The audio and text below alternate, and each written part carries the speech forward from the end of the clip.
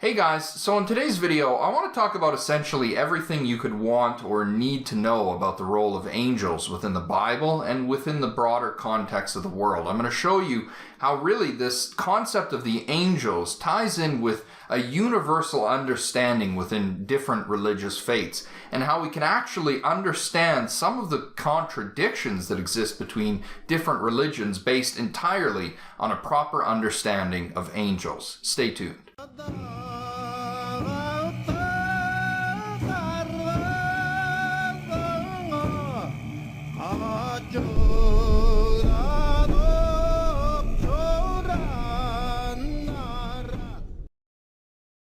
So the word angel comes from the Greek angelos, and angelos is a word which refers to a messenger, someone who conveys a message. Similarly, within Hebrew, the word we translate as angel is Malak, and Malak also means messenger. It's also transliterally quite close in sound to the word for king. So we see this actually quite a lot in the Old Testament, where angels are referred to indirectly as kings. We see this communicated in an especially dramatic example in the book of Isaiah, chapter 14, where we read, "On the day that the Lord gives you relief from your suffering and turmoil, and from the harsh labor forced on you, you will take up this taunt against the king of Babylon. How you have fallen from heaven, morning star, son of the dawn."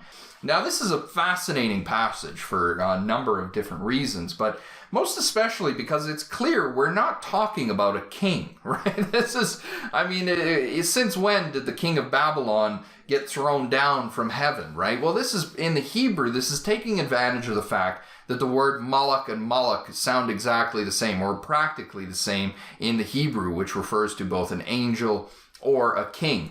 And in fact, we see this again in the case of the king of Tyre in Ezekiel chapter 28, where we read, "Take up this lament against the king of Tyre. You were the seal of perfection, full of wisdom and perfect in beauty. You were in Eden, the garden of God. Every precious stone adorned you, carnelian, chrysolite, and emerald, topaz, onyx, and jasper, lapis lazuli, turquoise, and beryl. Your settings and mountings were made of gold. On the day you were created, they were prepared. You were anointed as a guardian cherub, for so I ordained you. You were on the holy mount of God, and you walked among the fiery stones." Now, of course, if the scriptures here, if Isaiah or Ezekiel in this case is referring literally to the king of Tyre, it really doesn't make much sense, right? Because the king of Tyre was not present in the Garden of Eden. So we have to recognize here that what the scriptures are describing is the fact that angels hold offices of authorities. They're almost like the gods of foreign nations. And this, of course, is likely referring to the devil. This is really, these kinds of scriptures are what we use to construct the storyline of the fall of Lucifer, and that Lucifer was created as a guardian cherub, but then due to pride, he fell from paradise. He fell from the Garden of Eden, was rejected from the company of God. We see this spelled out in a uniquely wonderful way in the book of Daniel, where we read in Daniel chapter 10, "Then he continued, 'Do not be afraid, Daniel, since the first day that you set your mind to gain understanding and to humble yourself before your God, your words were heard, and I have come in response to them. But the prince of the Persian kingdom resisted me 21 days. Then Michael, one of the chief princes, came to help me.'" So you can see here that this angel has appeared to Daniel in a revelation. He's saying, "I was coming to you with this message, but the prince," that's to say the angel of Persia, "resisted me until the archangel Michael came to my assistance." So you can see here that what the scriptures are describing is that every nation has its own angel. In fact, we even find this in modern times in the case of Our Lady of Fatima, where the angel appeared to the three children in 1917, and he identified himself as the angel of Portugal. So this is really an expression of the fact that this understanding of angels as having authority over nations is something that hasn't changed. Each individual nation has its own unique guardian angel, and so does every individual. We see this within the Gospels as well as within the Acts of the Apostles, where there is a reference made to individuals having their own angels, and this is where we get the tradition of guardian angels from. What's more is that the angels are subdivided into ranks, or choirs as they're known, and this differs from tradition to tradition, and I don't think that we should place too much emphasis on the rankings of these angels, because frankly, I think that, there's probably in reality a lot of ambiguity that exists in terms of these supposed ranks, right? It's more of a term that's used to describe the characteristics of the angel rather so much than necessarily a fixed rank within the heavenly realms. But we see at the heights of angelic authority appears to be these angels which are referred to as Seraphim, and this comes to us in Isaiah chapter 6. It's here that we're told that the Seraphim stand in the courthouse of God and they sing, "Holy, holy, holy is the Lord of hosts, his glory fills all the earth." Now, what's fascinating about this word seraphim is that it's used within another place within the Bible. And this is, of course, Numbers chapter 21, where we read, "At this, God sent fiery serpents, seraphim, among the people. Their bite brought death to many in Israel." So this is a fascinating case where the seraphim, the highest ranking angels, are described as fiery serpents. And this actually might help to explain a little bit of what happened in the story of Genesis, right? Where the Garden of Eden, where Eve is tempted by a serpent, right? And this is something we see within most religions, the profound mystical significance of the snake, so that the seraphim are described as these spiritual beings who have 6 wings, and they cover their faces and they cover their bodies with their wings, and then they fly with the other 2 wings. And they're also described as the burning ones. This is in fact another meaning that we can draw out of the word seraphim. In the Hebrew, seraphim really refers to a fiery entity, and the reason it's identified with serpents is because their bite is fiery in nature. And Moses turns the wrath of the seraphim away from the nation of Israel by hanging up a serpent on a bronze pole in the wilderness. In fact, Christ comes to identify himself with this very same snake on a pole in the wilderness within the Gospel of John. So that we can really appreciate here that this is a profoundly mystical set of ideas. And below the seraphim, we're now introduced to the cherubim, or the cherubim, where we see this idea directly being borrowed from neighboring pagan nations. The cherubim come from the Babylonian cherubim, and the cherubim were these creatures with the bodies of animals and the heads of men. In fact, we find examples of these within Canaanite archaeological sites, where we see ivory thrones that are carved out to hold the appearance of a cherubim or a cherubim. And in Ezekiel's vision, within Ezekiel chapter 1, we're told that the cherubim are these entities with the bodies of men and the heads of animals, specifically 3 heads of animals as well as the head of a man. So we have the head of a man, the head of an eagle, the head of a lion, and the head of an ox. And this really ties in directly with different ideas that we see within the ancient Near East.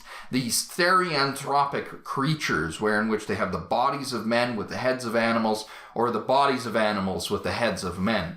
And this really comes to express the fact that these angels, these deities, are in fact expressions of instinctual energy. These are the forces and powers of nature. This is why the seraphim are associated with the fiery serpents, why the cherubim are associated with lions, oxen, eagles, and men, right? This goes back to the fact that angels are really just the gods of pagans cast in a new identity. And in fact, we can see this clearly expressed within the scriptures. In Hebrews chapter 2, verse 7, we read, "You made them a little lower than the angels. You crowned them with glory and honor." Now, this, of course, is a reference to the Psalm chapter 8, verse 5, which is describing the fact that human beings were made by God a little lower than the angels. This is what's fascinating about this, is that in quoting Psalm chapter 8, verse 5, it gives us a revelation as to what really the nature of angels are. Because if we look at the original Hebrew, what we see in Psalm chapter 8, verse 5 is not angels, not Malak, but Elohim, gods, okay? So when we look at the similarities which exist between the Hebrew angels with the bodies of men and the heads of animals, what we can really recognize is that the angels are what outsiders, people outside of Jewish tradition, would have referred to as the gods. And what's fascinating is that this word, Elohim, which is here used to describe the angels, is the very same word which is used to describe God throughout the entirety of the Old Testament. In fact, this is a great point of contention within, scholastic research into the Hebrew scriptures, why God is always referred to in the plural. El is the singular of God, but Elohim is the plural. But we see throughout the Bible always that God is referred to as Elohim. But if God is one God, why is he described as Elohim? That's to say the plural. Well, this expresses the fact that the God of the Old Testament is a composite. He is a representation of all the gods brought together and treated as though they were one entity. And the role of the individual members within this one enormous spiritual being is to serve as messengers of the will of that one supreme entity which resides within, behind, and beyond them all. Now, this is incredibly mysterious, and it is at first difficult to grasp. And the way to think of it is to recognize that the transcendental God of Jesus, God the Father, is ineffable, indescribable, immaterial, and invisible. St. Paul tells us this clearly, where he says the God of Jesus is invisible. You cannot see him with the eye.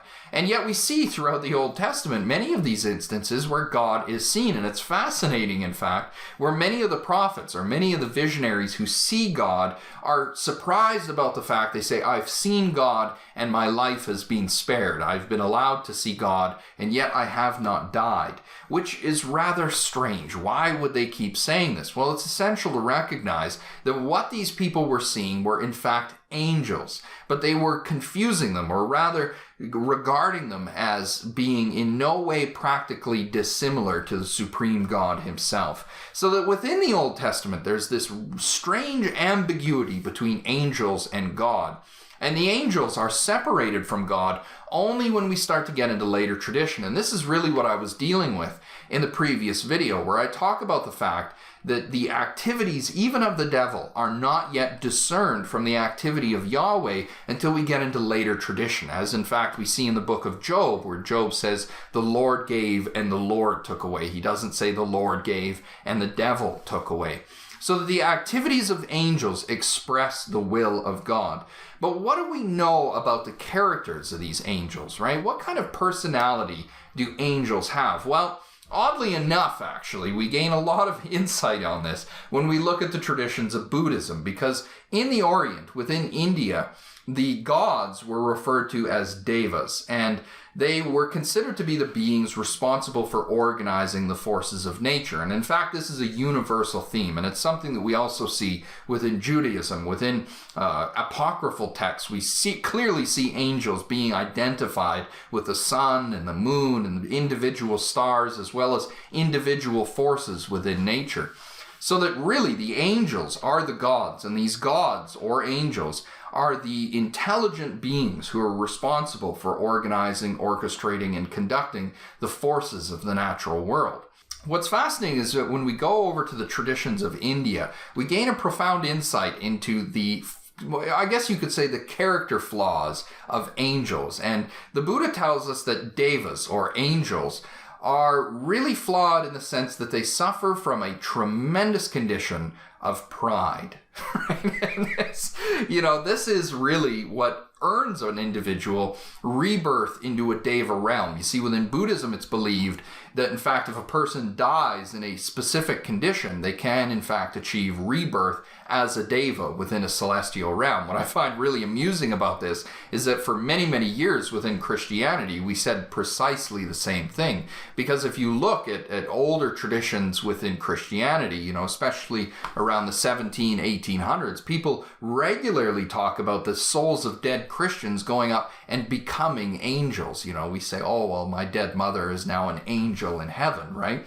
Well, we see exactly the same thing within Buddhism, but instead of saying that the individual has gone up and achieved the realm of an angel, a Buddhist would say that they have been reborn as an angel. They've went through the process of reincarnation and come out on the other side to occupy the role of a Deva. Do not take pleasure in the soft white light of the gods. Do not be attracted to it or yearn for it. If you are attracted to it, you will wander in the realm of the gods and circle among the 6 kinds of existence. Do you want to live forever? Spartans! Prepare for glory! Lo, there do I see the line of My people, back to the beginning. No, they do call to me. They bid me take my place among them.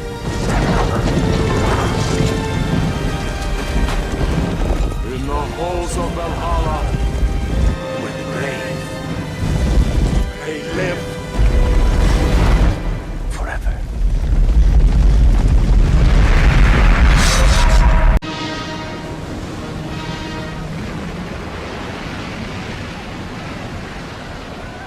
Lead them through the midst of the waters. His will be done. But the Buddha warns that these devas are not necessarily immortal. They live for ageless eons, but eventually they too must die. And ultimately, throughout their existence, they suffer through this tremendous condition of pride. And it's little surprise then when we look at the Old Testament and we see these Old Testament prophets speaking as the representatives of these angels, conveying the words of these angels, and we see interlaced within the Old Testament a tremendous emphasis on pride and glory and majesty and the exaltation of God, right? So that we have to recognize that this prideful quality that Yahweh possesses in the Old Testament is again the consequence of relaying this revelation through the angels. The way to think of it is God is like the sun, and the angels are like a stained glass window. And we're only learning about God in the Old Testament by looking through the stained glass window. So that ultimately all the disturbing emotions of these gods or devas or angels are discoloring and obscuring the light which is trying to be communicated to us through the window, so that we see, in some instances, conditions of pride, and in the conditions of the demons, we see examples of wrath. And, this is in the Old Testament. You hear about the wrath of Yahweh, the glory of Yahweh, right? These descriptive words actually are relaying to us the fact that these are the angels through which this particular message is being conveyed. And the character of Yahweh will differ radically depending on which angel tends to be revealing this revelation.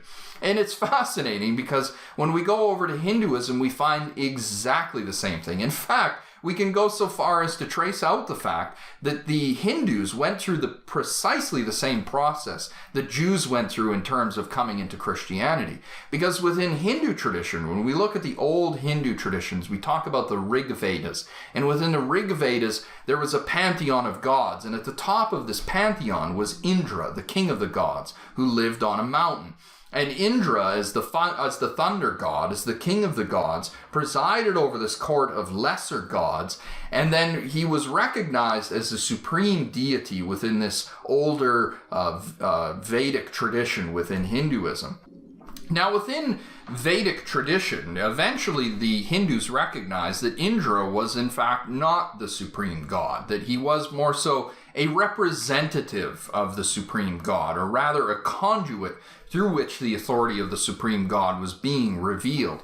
And so they opted to divide the Vedic gods from the gods of what's called Vedanta tradition. And this refers to the gods of the Upanishads. And this is really described in the Upanishads as Brahman. So Brahman is typified as being the god who is superior to the lesser gods of the Vedic traditions. And Brahman is then further subdivided into a kind of trinity, which is then divided up into Vishnu, Shiva, and of course Brahma. So we can see here that this is a pretty extraordinary parallel, because if we look within Jewish tradition, right, what do we see? Well, we see that the Jews were worshiping a one supreme God who revealed himself through a variety of forms through the lesser gods, the devas, the angels. And then we come into the New Testament time where Jesus reveals a clearer picture of God. And the Christians were confronted with a very similar crisis as to that which had been endured by the Hindus, right? Do we incorporate these lesser gods? Do we separate ourselves and put this new transcendental God above the pantheon, right?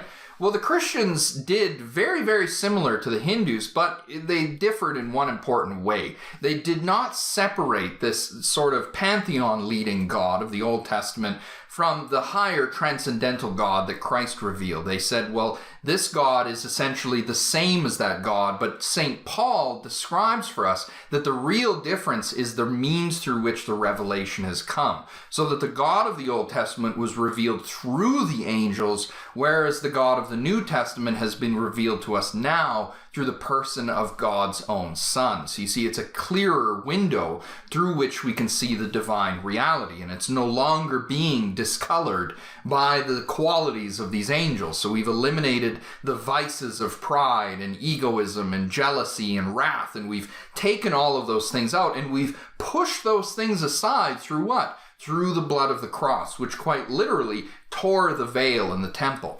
All right, so you can see that this veil, I mean, what is the veil of the temple? The veil of the temple is the influence of the angels, who were demanding that if you want to come into the presence of Yahweh God, if you want to come into the presence of this transcendental mystery, then you must appease the angels. You must appease the gods with blood. And this is precisely what we see in the cross. The first 1,000 years of Christianity was dedicated to an understanding of the cross that atoned to who? To Lucifer, to the devil, right? So that the devil was the prosecutor who was seeking to undermine the ability of man to come into the presence of God. Similarly, within Hindu tradition, we see an enormous emphasis placed on blood sacrifice to the lesser gods of the Vedic traditions. But then within the Vedantic tradition, this is done away with, and a much greater emphasis is placed instead on yoga and self-realization, realizing yourself to be the embodiment of this Brahma consciousness, this Atman within the heart, right?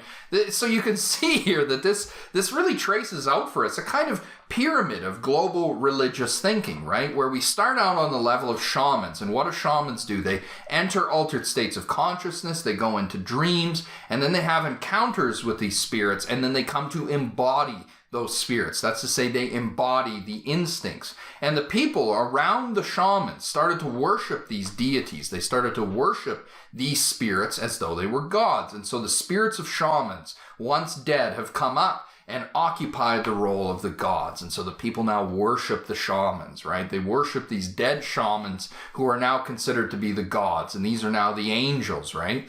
But then, people began to recognize, well, wait a minute. All of these different gods, quote-unquote gods, seem to be speaking on the behalf of some supreme mystery. And this was not something that was recognized by everyone. It's actually quite amusing when you go through Egyptian mythology and you read about the different cults that would compete with one another. You know, one priest would receive a revelation of Atum, and Atum would say, I am the supreme God. I am the one who created the world. And then the court of Ptah comes along, right? And the priests of Ptah say, no, we've received a revelation from Ptah, and he says that he is the supreme, right? And so all of these different temple establishments would compete with one another to try and put their God up as the supreme. But it was the Jews who recognized that none of these deities were the supreme deity, but rather they were the mouthpieces of an invisible God who was transcendent to them all. And so the Jews began to treat all of these diverse gods as the mouthpieces of this one supreme God. So they took the title of God away from these pagan messengers and gave them the title of just that, messenger. They are no longer gods. There is only one God who uses the various gods as his mouthpiece to convey his will and message. God made men. Men made slaves. Which God? The God of Abraham. The Almighty God. If your God is almighty, why does he leave you in bondage? But of course, again, this created a great deal of difficulty because not all of the gods were in cooperation with one another, right? We read clearly in Revelations chapter 12 about the wars in heaven. And so this really creates for us a fascinating situation where we can recognize and discern how these religious ideas develop. Because at some point in India as well as within Israel, the people began to recognize that these devas, these spirits, these angels, these gods, were not the end in and of themselves. And through the person of an enlightened individual, through the revelation of an enlightened individual, a human being, comes a much higher realization of this Atman, this transcendental God who transcends these lesser deities. And he's spoken of as the Supreme, the Brahman, Yahweh. He's identified with the breath. This is something we see both within Hinduism as well as within Judaism, where he's identified with consciousness. The Upanishads tell us clearly that the supreme God is a God who is consciousness itself. And the Hindus were the only ones to really effectively recognize that all of these gods, all of these powers were appropriate to the depths of the psyche, so that by turning inward to the nature of mind, we find these competing deities are really the manifestations of instincts within the body, that they are manifestations of psychological powers which are revealed through visions and dreams. But beneath all of them, the organizing nucleus and the source of consciousness, the one who organizes all the activities of these instincts, is in fact the supreme source of consciousness himself, Yahweh, Brahman, the consciousness of life, the source of life. You know, we can look back now on these angels, on these devas, right? These lesser deities, and we can discern actually a lot. And this really serves to make sense out of a great diversity of religious beliefs. St. Paul refers to them as the stoichion meaning the elemental constituents out of which the world is made, right? So he's recognizing that these angels are responsible for the construction and maintenance and upholding of the physical world. And he refers to them as these elemental constituents, the stoichion. But he also carefully points out that the Jewish law was enslaved to these elemental constituents. You know, he says to his readers in his letters, he says, you know, why are you going back to the Jewish law, to the service of these angels? He says, pay no attention to people who worship angels. And it's fascinating because in the Old Testament, whenever an angel appears, the prophet or the seer bows and worships before the angel. But in the New Testament, we don't see that anymore. In the book of Revelations, John goes to bow before the angel, and the angel says, no, you can't bow to me anymore. You see, in the Old Testament, man was beneath the angels, but through Christ, we've been brought up, and we're now above the angels because we've been restored to the image and likeness of God. This also helps to relate why the angels did what they did in the first place, why the devil tempted man into sin, right? He wanted to bring man down. So God created man to bear his image and likeness, and the devil, out of envy and pride, right, looked at man and said, not on my watch. Not on my watch am I going to bow before this ape, right? That's, you know, we get this even within Islam, right, where the devil refuses to bow before man. And so through sin, the devil was able to bring man back below the angels. But through Christ, we've been brought back up. And we see, again, I mean, you could go over to Buddhism, exactly the same thing, right? The Buddha achieves enlightenment, and the Buddha is now regarded as being superior to even the gods. Even Brahma, the king of the gods, even within the Vedanta tradition, comes to the Buddha and requests that he teach, right? So the Brahma comes to the Buddha and says, please, you know, do this thing for us. Well, if he's the supreme God, why is he coming to the Buddha, right? So it's this recognition of man coming into the fullness of his self-realization, coming into the restored fullness of the image of God, what in the Eastern Orthodox is referred to as theosis, and what in India is called enlightenment. But it's essential to understand that the angels are never really happy about this, okay? And the thing that's interesting is that when we look at the letters of St. Paul, it's clear that St. Paul is not abolishing the moralistic laws of the Old Testament. He even quotes one of the 10 Commandments and says this is an example to be followed. What he condemns are all of those laws which are concerned with ritualistic priorities. In other words, things which have nothing to do with conscience, right? He says, do not be circumcised. Do not abstain from certain foods. Do not celebrate special days anymore. He says, you know, these things are things which are more appropriate to angels. And in fact, what I find terribly fascinating about this is, again, this is a universal mythic theme. This is something we see across all religions of the world. Even within the Americas, when we look at the mythology of the Blackfoot Indians, we read here about the vision quest, that a young man will go off into the wilderness and he'll seek a vision of a spirit, right? He'll try to have a vision of this nature spirit, the spirit that lives in the natural world. And then it says here, it may That's to say, the spirit have some restrictions that one must follow to keep the spirit. Many spirits have such restrictions that they give along with the power. This is to keep the receiver of the power obedient to the spirit's wishes. So in this book, The Sun Came Down by Percy Bulchild, he talks about the fact that after the young native man has went into the wilderness and has acquired the attention of one of these spirits, the spirit will give him specific rules, things like dietary regulations, things like special observances that he must perform in order to attract the favor of this spirit.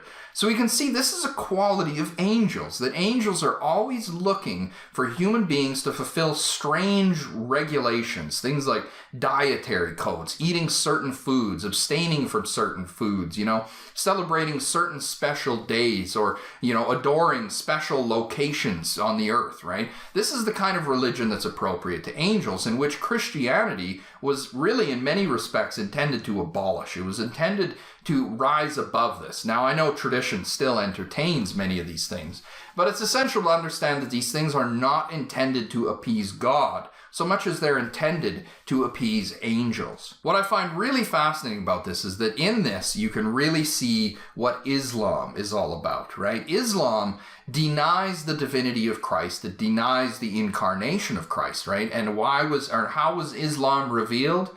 Through angels. Right? So the angels come to Muhammad, Jibreel comes to Muhammad and says, this is the religion you're to follow. You are not to eat pork. You are not to observe, certain dietary habits. You are to wash yourself ritually through the wudu ceremony, right? You are to observe Ramadan festivals and to denounce the divinity of Christ. So really, Sufism is to Islam what Christianity was to Judaism, right? The Sufis came into self-realization. Al-Hallaj came into the realization of this inward divinity. And what was the response of traditional Islam? Execute him. Exactly the same response that the Jews had toward Christ, and which many probably Vedic priests had towards the Vedantic traditions of India.